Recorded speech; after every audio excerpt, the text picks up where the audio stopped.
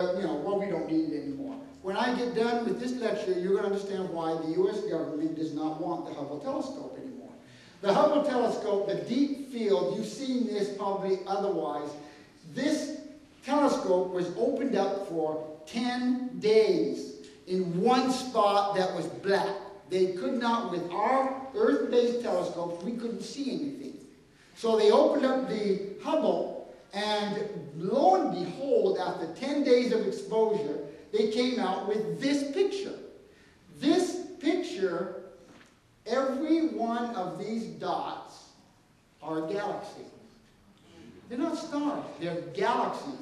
Galaxies composed of 100 to 200,000 stars.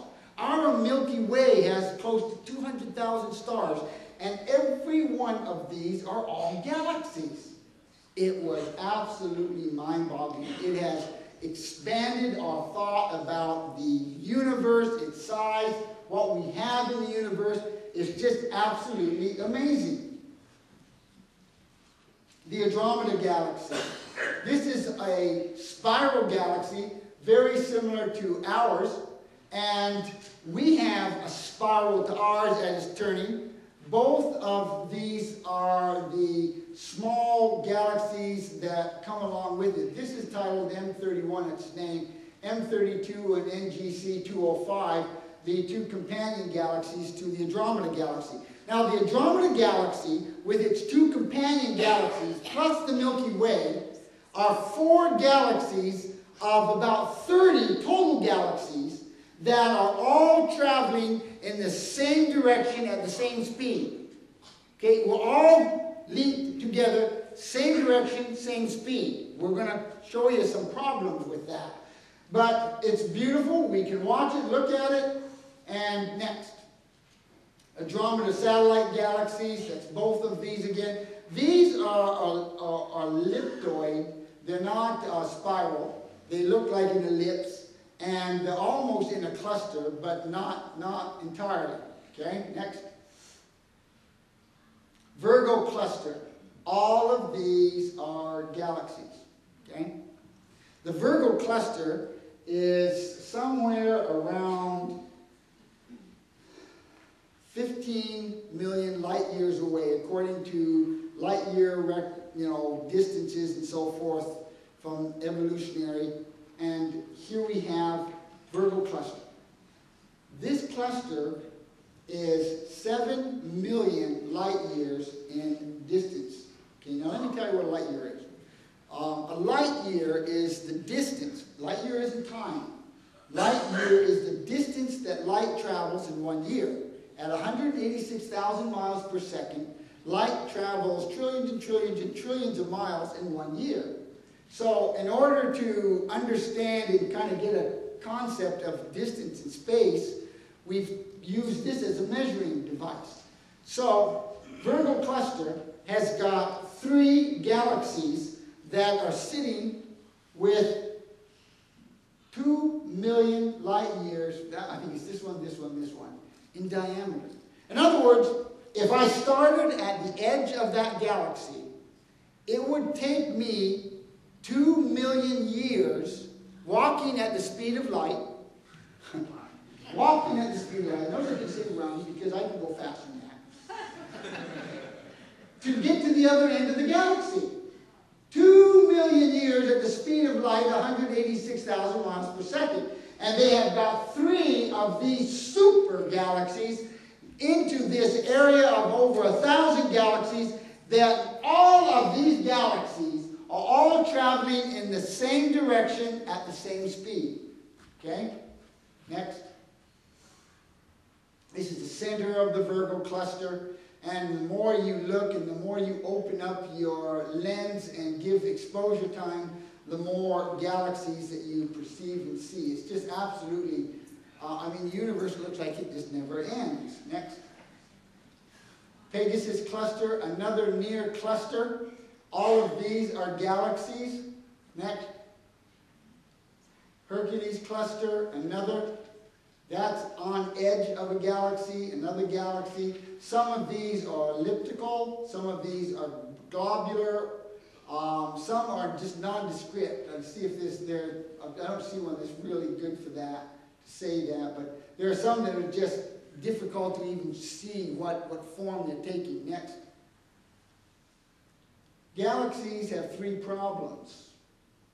Spiral galaxies shouldn't exist as we see them today. Galaxy clusters shouldn't exist, and superclusters of stars shouldn't exist. Let me explain something here. Here's the problem. You have got a spiral galaxy like the Milky Way. So it's spinning around and it has its arms. And we're missing some of the spiral galaxies that were at the beginning, Georgia, but don't worry about it. Maybe we can come back and pick them up. But we've got these galaxies spinning around, and the arms of the galaxy spins. If this galaxy is 2, 3, 4 billion years old, if it's even 100,000 million years old, the arms should have flown apart. They shouldn't be tight and in. See, the evolutionist says the age of the universe is about 14 billion years. So the Big Bang, where nothing became nothing, and then nothing became something. And when that Big Bang occurred, that you had the creation of galaxies and stars and formation and all these things occurred, that actually space and time occurred at that time. No space-time existed before that, according to the evolutionists. And this is a tough one to wrap your mind around. We are not expanding in the sense that we're adding more matter at the center. We are expanding space and time, as Einstein had pointed out, and as he warped and bent space-time. He had a brilliant mind that could see this.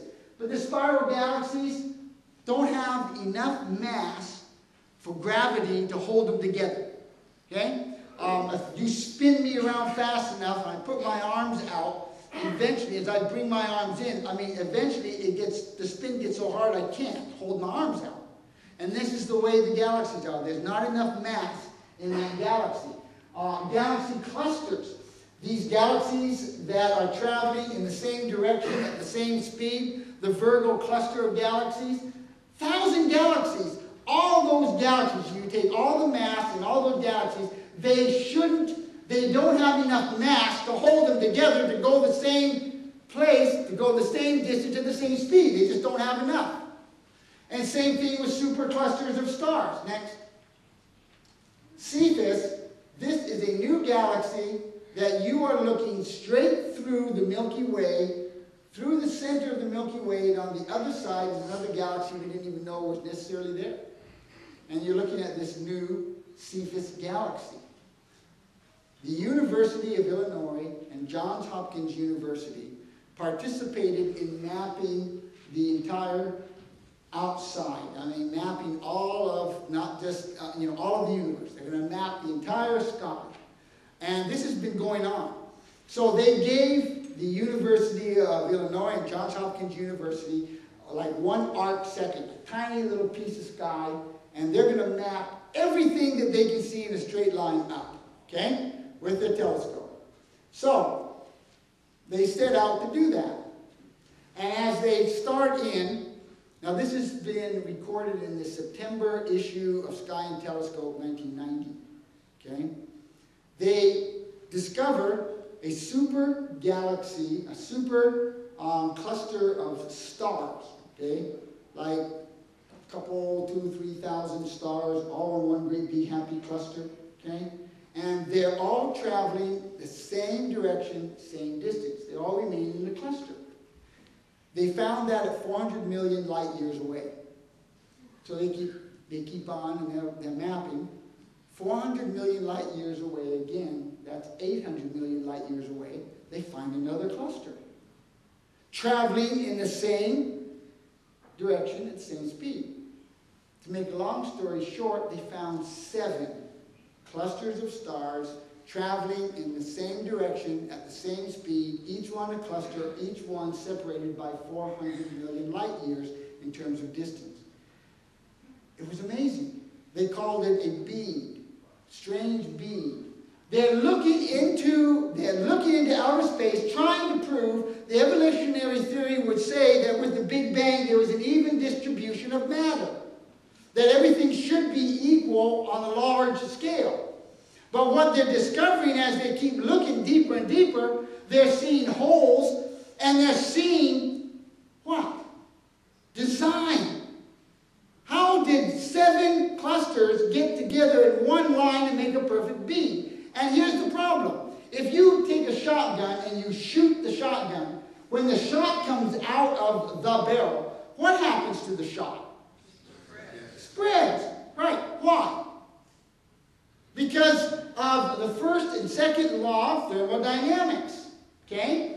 Particularly the second law of thermodynamics, that everything all energy tries to spread itself out even.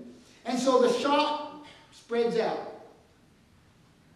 Those clusters of stars shouldn't exist because there's not enough gravitational pull to keep them all together. There's just not enough. So, what are you going to do with it? I'm going to come up to the Phoenix dwarf galaxy here in a second if he ever decides to slow down. Stop. Thank you. Cute, isn't it? Georgia does those things to my computer. I'll tell you what's wrong here now.